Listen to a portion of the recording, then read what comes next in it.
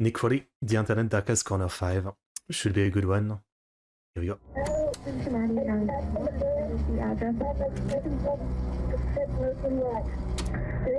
Trigger warning. Oh boy. Oh boy. It's 3:16 p.m. on April 10th, 2018. A 911 operator receives a call from 16-year-old Kyle Plush, who had just experienced 16? a freak accident. In the minutes prior to this call, It Kyle looks had and just sounds arrived like at the he's Seven 10. Hills School in Cincinnati, Ohio for a tennis match. He had been driving a 2004 Honda Odyssey, a minivan that featured 3 rows of seating, with his gear for the day's match being stored in the very back. In order to retrieve it, Kyle climbed to the back of the vehicle and reached over the 3rd row seating, extending his body as far as it could go in order to grab his equipment. I know where this is going. I think I've heard a story like this before. He got stuck in the back, right? And I thought it was really hot or he suffocated or something like that. That's probably what's gonna happen. When That's suddenly, terrifying. the seat's folding mechanism was engaged, causing it to collapse into its storage position, taking Kyle with it. In an instant, he was pinned and completely unable to move as he Upside was down now too. trapped in the car upside down, That's bad. not even being able to move his arms and hands enough That's to grab his terrible. cell phone. Though luckily, his phone had Siri, which he would call out to call the police. Damn, that's lucky. You know, I never have something like that on my phone, but it makes me think, yeah, having some kind of voice thing for like a case where I can't use my hands might be pretty smart. Hello? Hello? Hello?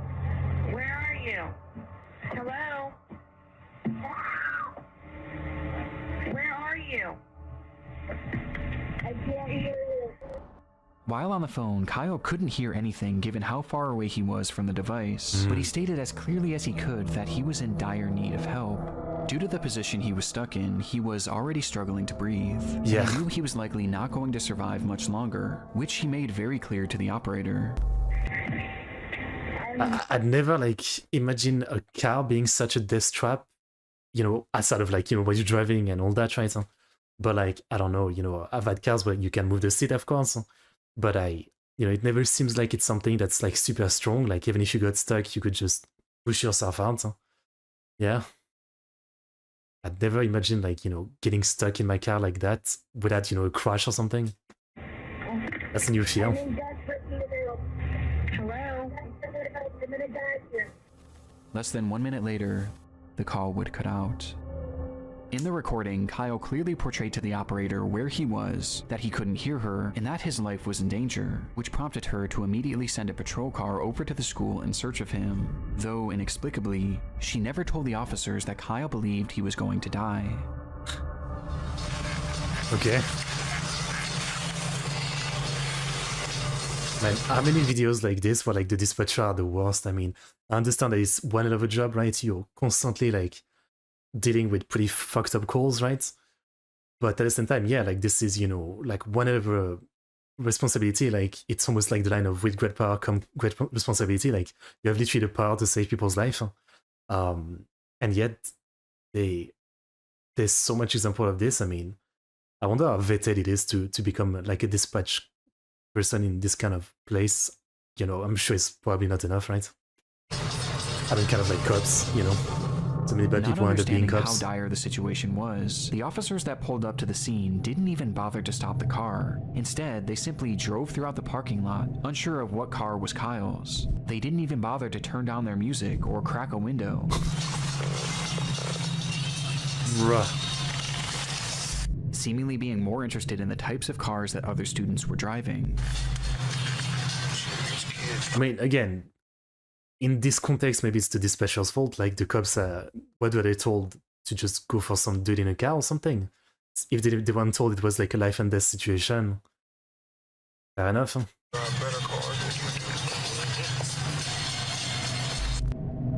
As officers continued their half-hearted search, another phone call would be made to 911. It was Kyle, whose tone was now drastically different. I probably don't have much time left. So tell my mom that I love her if I die. That's so fucked. This is not a joke. After Kyle says his goodbyes, he tries one more time to relay what was happening, this time providing the parking lot he was in, along with the exact make and model of his car. This is not a joke. I'm trapped inside my gold Honda Odyssey van in the software parking lot of Seven Hills Theft. Send officers immediately. He's gonna die, isn't he? I'm almost dead. At this point, officers were still in the parking lot looking for him. Help was literally just a few feet away. They're gonna leave, huh? And on top of this, the operator was also able to get a ping from Kyle's phone, which gave coordinates to his exact location within just 5 to 10 feet of his vehicle. And yet, the dispatcher never passed this information along. Fuck, it must be like another video from Nick Crowley about the woman trapped in her car underwater. And same thing, like dispatcher is just absolutely terrible. In that case, she couldn't actually save her, but she was like being terrible to the lady. In this case, it's like, come on. And she's probably just going to get fired, not any criminal charge, I mean. Like, you literally killed this person. All you had to do was repeat the information that you were given. As Kyle remained on the line fighting for his life, the officers on the scene would pull out of the parking lot, close their report, and carry on with their day. That's disgusting. Stating, "I don't see nobody," which I didn't imagine I would. With this line making it apparent that those involved with the case never actually believed this situation was real, and instead viewed it all as a hoax. Fucking hell. Oh. Did he free himself? Just minutes later, Kyle would go quiet, and the phone would disconnect for a final I was hoping there would be an happy ending, because sometimes there's happy ending in his videos. time. Fucking hell. That's an insane way to It die. would take 6 hours for that trunk to be opened, and not by the police, but instead by Kyle's father, who had no idea that any of this had taken place, Fuck. seeking out his son's vehicle only to find Kyle flipped upside down in the trunk. He had been dead for hours. Yeah. Despite the circumstances, Kyle did everything right. He Right. remained calm, he was respectful, and he described exactly where he was and what his car looked like. And yet, the police never Hello, really John, what's bothered up, to take his case seriously, instead believing that this was all just a prank. And had the dispatcher simply relayed how serious the situation was, and had these officers just gotten out of their car to look more thoroughly, Kyle Plush most likely would have survived. Thanks, dispatcher. As a result of the mishandling of Kyle's Settlement. case, his parents, Jill and Ron, were awarded a $6 million settlement with the city of Cincinnati. Though even more importantly for the couple, they vowed to do their part to assure that mishandled 911 calls of this nature never happen again, as they've gone on to consult with And yet it will always happen again, right? Like, in a sense, you can never fully eliminate that some people will be bad at their job. But it feels like, again, the kind of job where they should be much more thorough, make sure that the person doing it really cares about people's life. various emergency call centers to tell Kyle's story, somehow taking this horrible accident and selflessly turning it into something positive for the rest of society. Today, these phone calls remain relics of a grave error made by law enforcement, and a life that never should have been lost, with these recordings now being forever immortalized in the internet's darkest corners. Yeah. Applying to jobs.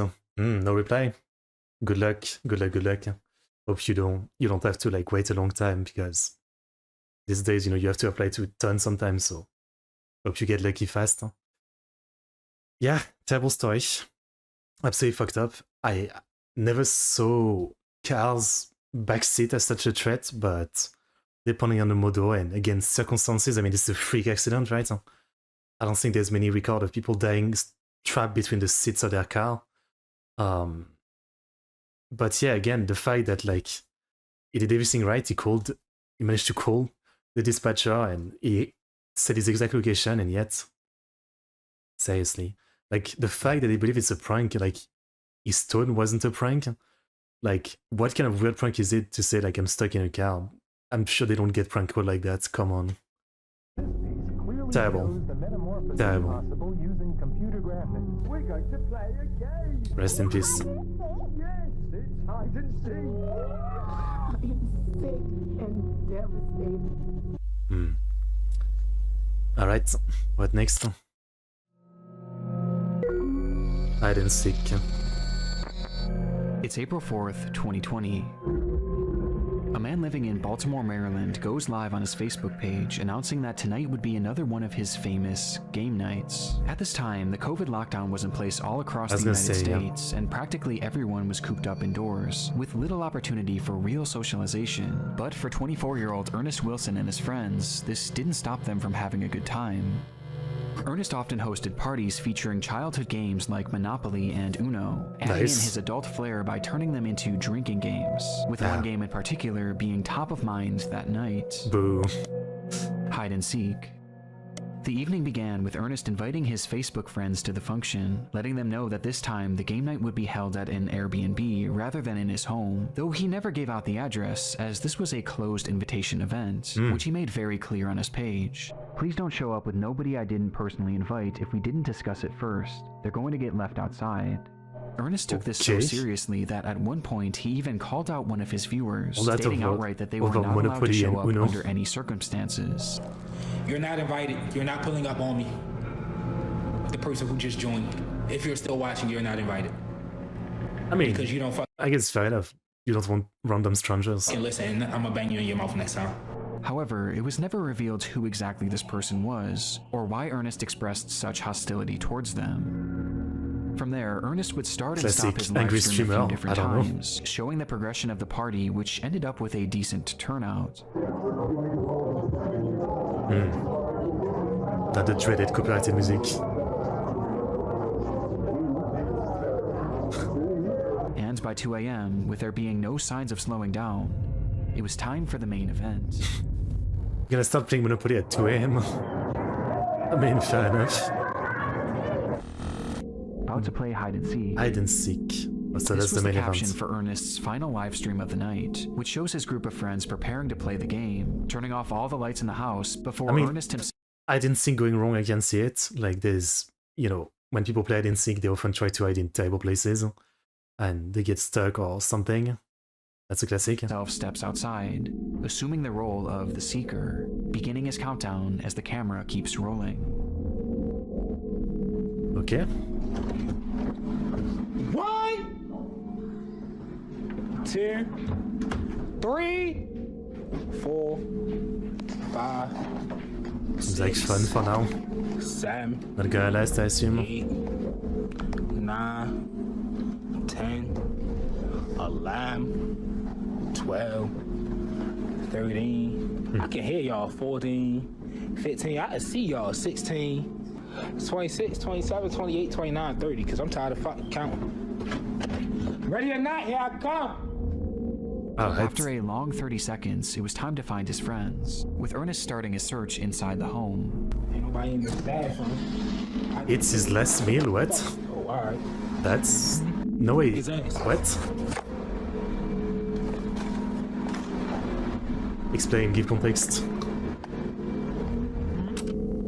Until he notices something. But... Next time they on y'all ass. Or is it gonna be the dude that said don't come? Send a video. I'm on your ass. According to Ernest, someone was trying to get in through the front door, unaware that he had just locked it, and assuming that this was one of the people he was looking for, getting shot, is that where we're going? He took off to the backyard, believing that's where he would find them. And sure enough, he did. It's in chat channel? 1, Okay. 2, 3. Who the f is that, you? I don't know. Get your dumb ass on the other side of this gate. Who the fuck? Ernest flips the camera around, revealing a man hopping over a gate to the backyard. He had no idea who this person was, but he seemed to assume that they were likely just trying to get into the party, not really taking it too seriously, hence his joking attitude. Okay. Though his attitude would soon shift drastically. Dumbass nigga. This can't be one of my friends. Oh shit. Hey, Pride! Come on, sit down!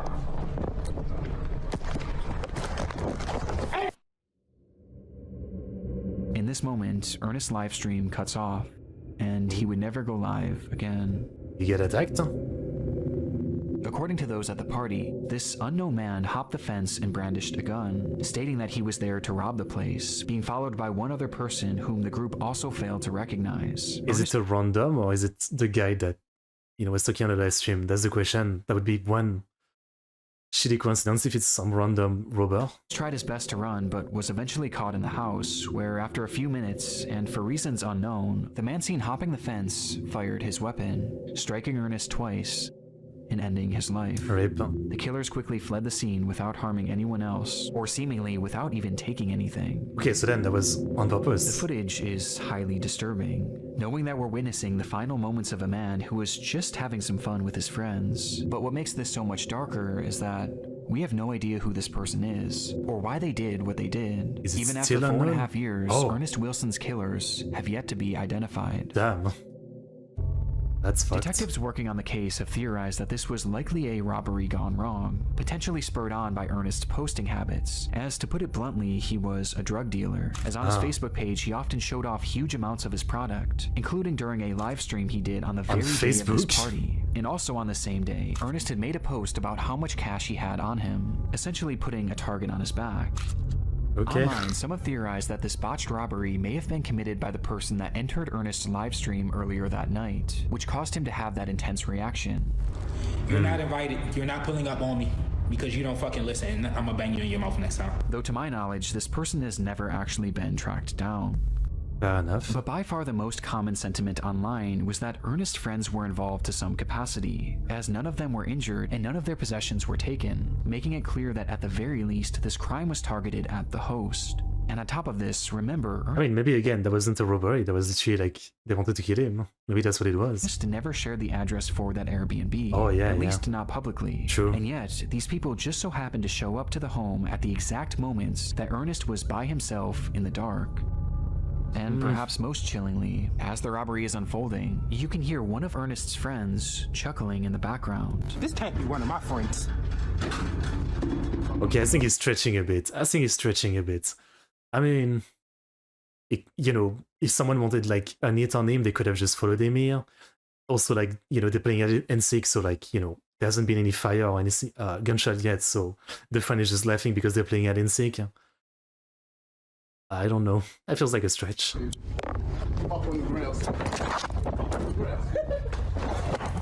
Though as concerning as this is, it's sadly far from conclusive, and to this day it appears that Ernest's case is slowly being lost to time, leaving us for now with only questions, and one of the more disturbing live streams I've ever seen. Yeah, this one, like, I guess it's someone's final moment, but, compared to some of the other stuff that he's shown before, this is pretty tame, I know it's just like the way he does his storytelling, one of the most disturbing. He says that every time, but it's more tame than some of the other one. Like, it's still messed up, yeah? Like, he had no idea what was coming, this guy jumping the fence he thought was, like, quite no threat. That's why it was scary, yeah? Like, he thought it was no threat, but it was. Sad. And now these messages.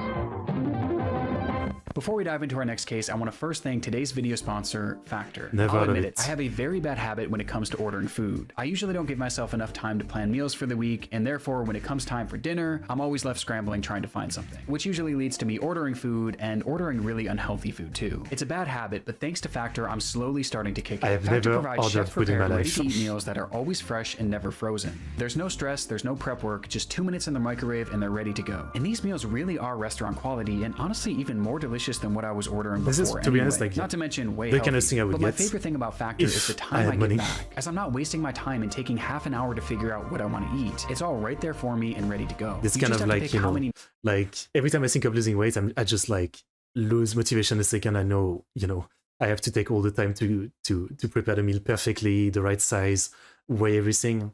But with like this kind of pre-made thing is just perfect. Like you don't have to think.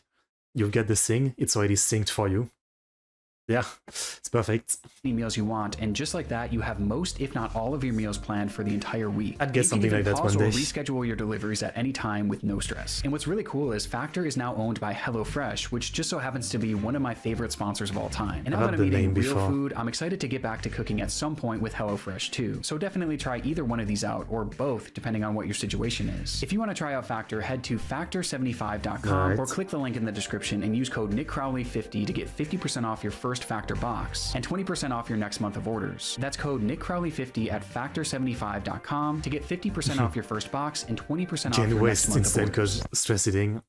Yeah, of course. As evidenced by the previous case and several others discussed throughout the series, live streams are often a hotbed for disturbing moments online. And when researching Ernest's final stream, I came across yet another example of just how dark things can get when the cameras go live. I mean, there must be literally like thousands of like live stream incidents. I mean, of every freaking kind. I mean, from like, you know, just a fight breaking out to like a mass shooting. Wasn't the New Zealand shooting years ago where the guy was saying like subscribe to PewDiePie live streamed? Amongst like other things, there's literally like live streams of many messed up stuff at this point. It happened on January 22nd, 2017, when a 14-year-old girl named Naika Vinent went on Facebook Live with a caption. Oh boy. In the stream, Naika discussed how difficult life had been. Throughout the years, she had been placed in and out of countless foster homes, where her treatment ranged from poor to straight-up abusive, with this constant mistreatment leading her to just want it to be over already. And based on the title of the stream, it was clear what her intentions were going to be. As the live stream progressed, hundreds of people flooded into the video to see what exactly was going on, as word quickly spread. And you know that some people are going to encourage it. I've seen definitely, I know it's happened before, like not the first time, and some people will literally encourage it in the chat. Yeah. That something horrible was about to happen, though you wouldn't know it by looking at the chat. According to many watching, those in the comments had no sympathy for the girl, as many actually mocked her, calling her names, and even commented laughing emojis, as she desperately tried to open up, with those same commenters viewing this not as a cry for help, but as a cry for attention, outright pushing her to carry on with these intentions. And tragically, she did, all while the camera remained rolling. However, even after she followed through with this, the behavior of her chats didn't stop. Whether they assumed it was fake or just didn't care either way, the hateful barrage of insults actually got even more vile once she had obviously passed away. And this went past just words, as people who knew her actually began making parody videos of the girl, replicating the position she was dead in, all while her livestream continued running. It would take I guess then I'd like to still believe in humanity a little bit, so I'd like to believe that, you know, they're not the brightest and they genuinely think it's a joke, you know? Like, I feel like if that was me, and I don't know if it was my friend or something, like, I'd take it seriously, but some people just aren't like that, so to give them the benefit of the doubt, you know, I'd like to believe that if they really thought she was dead, they wouldn't make the joke video. So, in a sense, maybe this proved that they thought it was like a joke or something. I hope. I mean, some people are really fucked up, I believe it, but if you tell me this became a trend of people making fake video, I don't know. Before police would end, all while her live stream continued running. It would take over an hour before police would finally be called and retrieve her body, with the stream being shut down by Facebook shortly before. It was an awful situation all around, but what I found most saddening about this was her final reason for doing what she did, as she stated simply that she just wanted to be with her real mother, who she loved so dearly. And this was something that seemed to be the plan all along, as her mother, Gina Alexis, claimed that she too desperately wanted to be reunited with her daughter. And following her daughter's highly publicized death, Gina actually came forward at a news conference to discuss the tragedy. Her biological mother broke down while speaking about her daughter's death. She dreamed of one day being I don't like seeing this kind of videos. I have trusted Florida foster care people to care for my baby. Where she blamed the entire foster care system for everything that had happened, believing that they didn't do a good enough job of keeping her daughter safe, and they failed to try and reunite her with Naika. Because of the obvious emotion involved and the overall shocking nature of this case, the news report would quickly go viral, leading to widespread support for the grieving mother. However, this also caused some people to look a bit deeper into what exactly led up to this livestream, for which one piece of information was brought to light that somehow made this case even more upsetting. Oh boy. On the day that Naika's life came to an end, it was revealed that her mother was actually in the stream watching before and after it happened, seeing her own daughter having this mental breakdown, as well as seeing all those people in the chat mocking her, which made people feel even more sorry for Gina as her Wait, she was in the stream before? Like, did she call the cops? I mean, if you see someone title a stream something like that, you instantly call the cops on them. Especially if it's your own daughter, or something. It was unimaginable. Just saying. Though this wasn't the only revelation to come forward, as it was soon realized by the investigators looking into Naika's case that Gina had not only witnessed all of these people laughing at her daughter and egging her into ending her life, but she had also joined them as well. Are you fucking serious? That's insane. I mean, I was like holding back saying it earlier, but I was saying, you know, sure, the foster care system is shit, but if they took a kid away from you, knowing, like, having seen many videos, like, it takes a lot of the parents being absolute trash for kids to be taken away a lot of the time. So I was thinking, you know, she's probably not a saint herself. That's even worse than I thought. Hashtag ADHD games played, you sad little DCF custody. That's why you are where you're at. For this dumb shit and more, you keep crying wolf. You dead, you will get buried, life goes on after that doesn't listen to their parents, trying to be grown, seeking boys and girls' attention instead of her books. In a live stream where one of the last things Naika ever said was that she desperately wanted to be reunited with her mother, that same mother was not only watching, fucking stacking the tragedy, I mean, fucking hell, but actively pushing her to follow through on her plans, leaving this comment absolute where she outright piece of says trash. that it doesn't matter if you live or die, life goes on. And it got even worse. The media also discovered that the reason Naika had been removed from her custody to begin with was because Gina had beaten her 30 plus times with a belt when she Here we go. That makes sense. I mean, I'm sure, like, you know, everything, like, the system is not perfect, and sometimes, like, they take kids from parents who are actually okay. But again, I've seen a lot of YouTube videos and cases where, like, yeah, it takes so much for, like, the child service to really take a kid away. Like, sometimes, you know, it seems like they should have taken the kid, like, you know, so much in advance of when they actually did from all the abuse. So yeah, again, like, the fact that she was taken away, you know, it shouldn't be surprising that, yeah, the mom was probably a piece of shit, and confirmed it was real. Nick Crowley, yeah. was only 6 years old.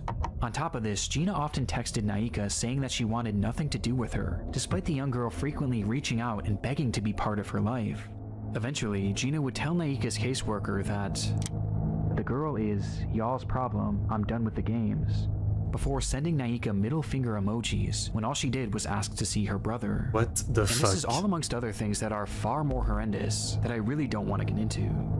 And yet, after Naika's death, Gina had the audacity to go on television and like, she thought it wouldn't be found out. I mean, again, clearly, the child, you know, like, system is fucked too. But, like, she thought she would go on TV and no one would find out what she's done. Like, some people, I don't understand. They just have no brain. I mean, if I was a piece of shit like her, I'd just try to stay out of the spotlight, knowing that everything would be exposed. I mean, I'm guessing she just wanted a payday, right? Like, she wanted to act sad so she gets a lawsuit or something. An idea for what's request, but then I feel like a Transformers Linkin Park AMV would be risky. Yeah, Linkin Park is probably gonna get blocked. Attempt to garner sympathy for a death that she clearly contributed to, saying that all she wanted was to be the girl's mother. I mean, contributed to, she's literally the reason. If she was a normal mom, her kid would have never ended up like this. Rejecting her at every turn. And honestly, this is where I thought this entire story would come to an end. What until next? I noticed something strange when I was editing this video. Naika's Facebook page is still active. It's no longer posting anything original, but instead, the account is consistently reposting content from another page, a page run by Gina.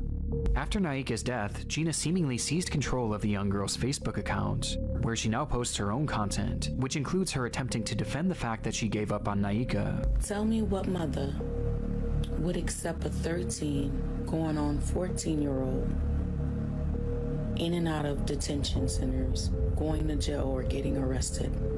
I figured, like, she, you know, I didn't even say it earlier, but I figured she wouldn't get any kind of real prison time for all this. Like, if, you know, because technically she was already out of, she was already, like, not having the custody, so even though she did all this madness, I figured, yeah, there would be no low repercussion. So that means that, yeah, she's getting off all this. Outside of public opinion, she's getting scot-free. It's insane. Like, someone like this should just, I don't know, be unbarred for the rest of your life. Like, literally no point in letting you out. While in foster care. As well as her responding to those who blamed her for her daughter's death. People be like, you heard the rumors going around about you? And I did. But they forgot to tell you one thing. That I don't give a fuck. Like, you know, it's like sometimes you see someone act like this and, yeah, like, you know, there should be a law to prosecute people for just acting like this. Like, she's not even trying to fake being sad about her daughter killing herself. And she was part of it. How can someone like that even exist? What's my name? My first name is very much. My last name is Unbomb. And even some posts where she's promoting her podcast, as it seems that after all this, Gina's actually trying to carve out some sort of career as an influencer. That's what she was doing. I'm sure she wanted some kind of lawsuit or something, and now she didn't have that. She's trying to use the fame of this, which is insane.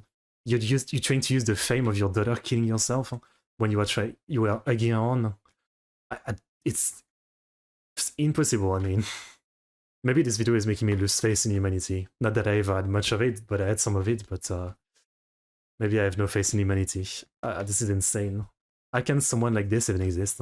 Even if she's like literally an actual psychopath, which is probably is, you know, she has no logical survival instinct of trying to at least act like she cares, act like she's remorseful of what happened. Like, and the fact that there's clearly no consequences, right? She's acting like this and it's all good, it's all fine. How can someone like that exist? As she posts videos garnering sympathy for the loss of her daughter, along with you will always be parenting advice. Like, there's so much stuff that parents need to do for their child is this that real? they're not motherfucking doing. They're not paying attention because they're taking the easy way out. With all this making it even more obvious that Gina has little to no remorse for what real? she did. I can't believe it. I can't believe this is a fucking like parody movie or parody story. How is this real? This one is pissing me off more than on the 11th of June, any of the ones we've 2009, seen. A young man named Eugene Latta took to an urban exploration forum and wrote in broken English, "Hello, I'd like to tell you about Odessa catacombs. Oh, catacombs. Odessa is not far from the capital of Ukraine, Kiev. Under Odessa consists the biggest catacombs in the world. Their total length is more than 2,500 kilometers. So these catacombs are much bigger than the I was about to say, like, aren't the Paris catacomb massive too? Paris catacombs. During World War II, a lot of citizens were hiding in catacombs. A lot of them used to live there for a year and more. That makes so sense. Even today, it is possible to find weapons, equipment, and even dead bodies. Every year, a lot of explorers get lost and even die there. His post was accompanied by a So he's going to go die there, yeah. Yeah. series of photographs from the underground Claustrophobia labyrinth, is which telling stretched me, over 1,500 no, miles, thank you. its paths winding aimlessly deep below the surface of the Earth. The structure was mainly the result of limestone mining many years ago, though despite this, it was never properly mapped, and was, conversely, not often explored, essentially being a pitch-black maze to nowhere. Given that the area wasn't well known back in 2009, the post was met with amazement. Fellow urban explorers applauded the location and the photographs that Latta had taken, wanting to see even more, and since he was a native of the area, Latta delivered. Thanks to all. If you want, I can add more photos. As I said earlier, a lot of people get lost and even die under Odessa. Maybe this photo will shock you. Dead body? It's the dead body of a 19-year-old girl who had gotten lost in the maze. Though it's censored here, the image shows 3 young boys staring blankly at the camera. Are they going to like literally meet the same fate? As they stand behind a badly decomposed body. Understandably, this image caused a lot of intrigue on the forum, as other users began to press for more information. And sure enough, it was a story that Latta knew well. 3, 2, 1. Happy New Year, everybody! 2005. 2005. It was New Year's Eve, the final day of 2004, when a group of teenagers made their way down into the catacombs to begin their celebration. This wasn't super uncommon at the time, as many of the entrances to this labyrinth were very easily accessible. This one in particular just so happened to be located directly next to the public school, School 56, and had just been left wide open, making it the perfect place for friends to sneak a few drinks. Sure. As the group began to grow more intoxicated, one of the girls wandered off in search of a place to relieve herself. However, she apparently took one too many turns and soon found herself completely alone. She cried out, but the tunnels were just too complicated. Each step she took led her more and more into obscurity. That is terrifying. I mean, you know, I've watched enough caving videos and caving disaster videos and stuff like that. So I never want to go into caves or anything like that. Even going to like a basement, I never really like it. Even if it's just like a room basement, I don't know. I always imagine getting stuck, and with claustrophobia it's not great. But I can't imagine like ever going to something like this. Yeah, like, you know, something this massive, you have literally, there's no map, you have no idea where you're going. You also know that if you don't find your way out, who's going to come save you, because there's no map for even like rescue operation. And so you're just gonna endlessly, you know, in the dark, try to find a way. I mean, it is a pure nightmare. I mean, her friends tried to find her, or maybe they didn't. We really don't know. But in their drunken state, they left the tunnels without their friend and never went back to find her. If she did have a flashlight, it wouldn't have lasted long. They're not a friend. She likely wandered deliriously through that pitch black maze. Oh my god, until after what was likely at least 3 awful days, she passed away, with her body being found approximately 3 miles away from the nearest exit. And looking at one of the only attempted maps of this tunnel system, she never stood a chance. Yeah. Perhaps it was dehydration or hypothermia that killed her. But according to some, based on the photo, the corpse appears to have its skull caved in, implying that in a desperate attempt to end her anguish, she may have bashed her head against the wall until she passed away. Her name was Masha, and she was only 19 years old. Yeah, rest in peace. 3 long months later, in April of 2005, Lata and his group would stumble across the body, immediately reporting their findings to the police, though law enforcement refused to even try and venture down there in order to retrieve her, as they knew just how dangerous and unmapped this environment was. It would take 2 long years for her body to be recovered, thanks to a friend of Lata writing a strongly worded letter to the government that included a photo of Masha's body. The story is unimaginable. To be trapped in a place like this with no means of escaping, it has to be the absolute worst way to go. And because of the gruesome nature of the story and the photograph, it spread all throughout the online world, where it became a legendary internet mystery, as even with the added context, many were still left with pressing questions. Were Masha's friends involved in some way with her death? Had they abandoned her there on purpose? And did Lata know more than he claimed? What? But as it turns out, there was one far more pressing question that needed to be answered. Conspiracy theories, as always. In 2015, a full decade after this photo was taken, a journalist named Mike Pearl had picked up the case with the hopes of writing a Halloween article for Vice. And in his research, he made a rather unusual discovery, as according to him, is there a plot twist? Masha seemingly didn't exist.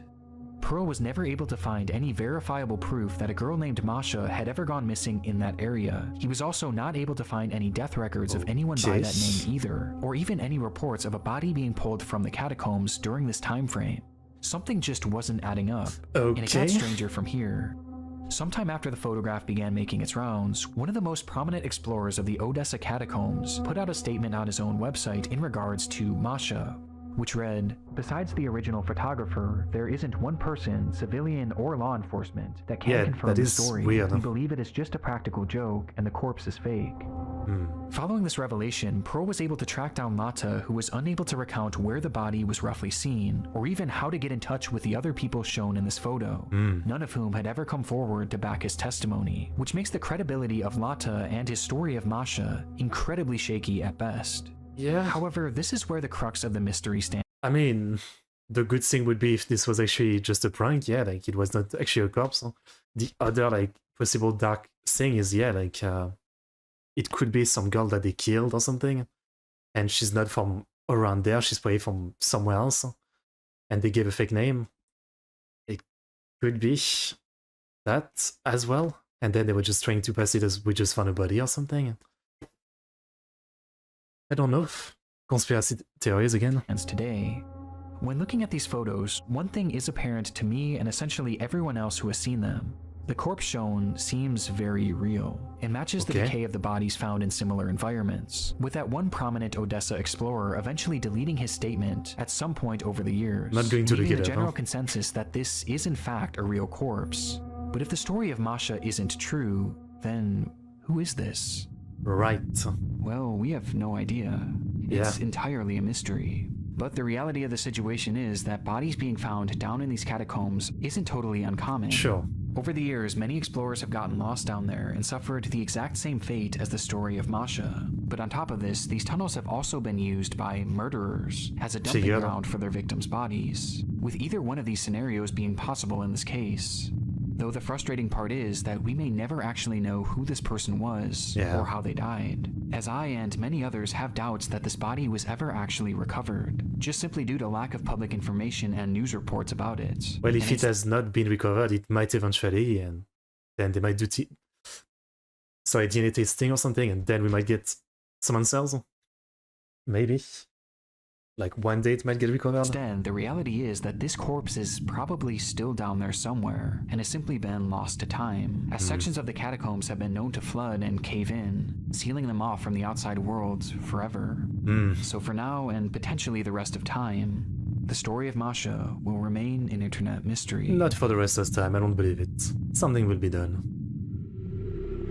Though I guess, you know, maybe not anytime soon with like everything going on in Ukraine and all that.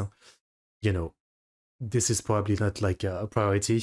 Like maybe one day, you know, they would try to excavate the catacomb and try to get all the bodies and stuff like that, but I don't think it'd be anytime soon.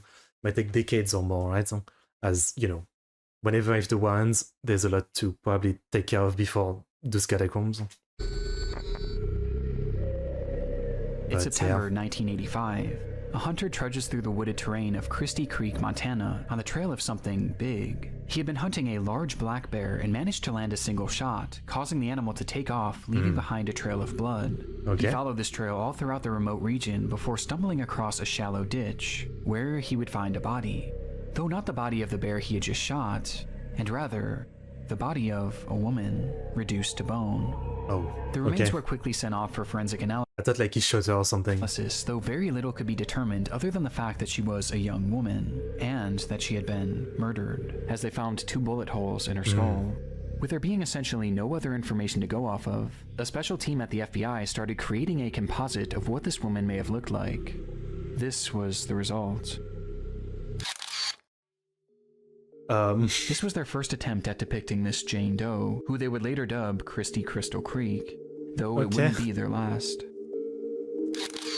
Oh, this is the thumbnail. I really hope she didn't look like that, is what I can say, because this is a very creepy look. I know it's obviously a fake head, that's why it looks creepy, but yeah, it's very uncanny. Like, if anyone looked like this, I think she'd be recognized pretty fast. The uncanniness of these depictions is undeniable, and recently I've fallen down this rabbit hole of disturbing police sketches and recreations. As though these can often be very helpful and do lead to legitimately good results, there are often times where they appear almost non-human, with many examples like Christie's being shared online on the FBI's website in order to enlist the public's help in identifying these victims, with one of the more notorious examples coming decades later in 2014. The discovery was made on June 5th of that year, when a group of highway workers were mowing grass in the town of Geneva, Wisconsin, when they noticed a pair of strange-smelling suitcases. Inside them were 2 bodies belonging to 2 women, both in various stages of decomposition, and both appearing to have been strangled to death. One would quickly be identified as 37-year-old Laura Simonson, while the other was in much worse shape, and distinguishing her facial features proved extremely difficult. But this didn't stop them from trying. Oh my god. This is one of the more infamous examples out there due to just how unnatural it appears. Yeah, I mean, I don't get it. Like, this would look more like, you know, they literally tried to recreate her face, not as it would have been, but it looked when it was already probably somewhat decomposed or something. Like, what even is the point of this?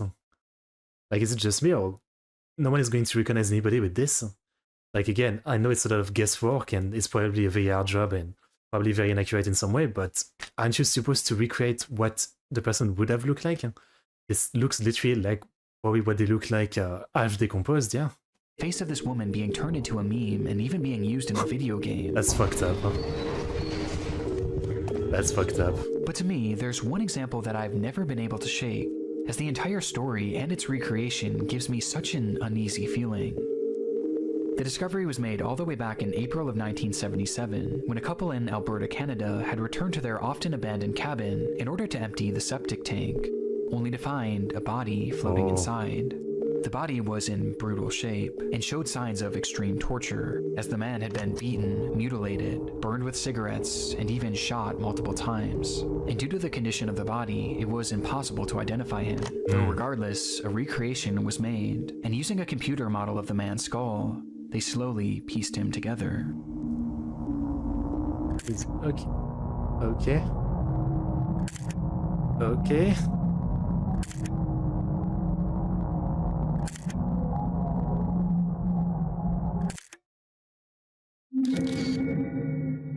Okay. He would later be dubbed Septic Tank Sam. Why? There's something so depressing about these composites, as these are real people with real stories and real names that have been reduced to these horrifying images and tacky nicknames. Yeah. But there's another side of these police sketches too, as when dealing with victims it's obviously incredibly sad, but when dealing with suspects, these off-putting identities can be outright horrifying. Over the years, there's been numerous unidentified killers who law enforcement were not able to positively identify, forcing them to turn to these same methods of sketching and recreating, with one of the darkest examples being that of the Lake Bodom killer. Oh. It was June 5th, 1960. There's movies about this. I've heard Lake Bodom before. Oh, actually, I'm probably thinking of Children of Bodom. It's a band. Yeah, metal band. 4 Finnish teenagers were on a camping trip to Lake Bodom, sleeping peacefully in their tent on the lakeshore. Bodom when Nights, suddenly, Silent Night. they were attacked. Might be about this It happened incident. in an It's one of their instant, as a songs. man yielding a knife began stabbing through the tent, eventually bludgeoning the group with an unidentified blunt object. That night, 3 of the teens would be killed, while one managed to survive with substantial injuries. When asked about what he had seen that night, the lone survivor claimed that the man who attacked them wore all black and had large red eyes. Red eyes. Based on his accounts and other potential sightings, a sketch of what this man may have looked like was made, and the results were unusual at best. I With this mean, man going on to garner the appropriate nickname of Bug Eyes McLip. but guys, I was gonna say this is much more like manga art style in a sense. So it does look a bit creepy. Yeah.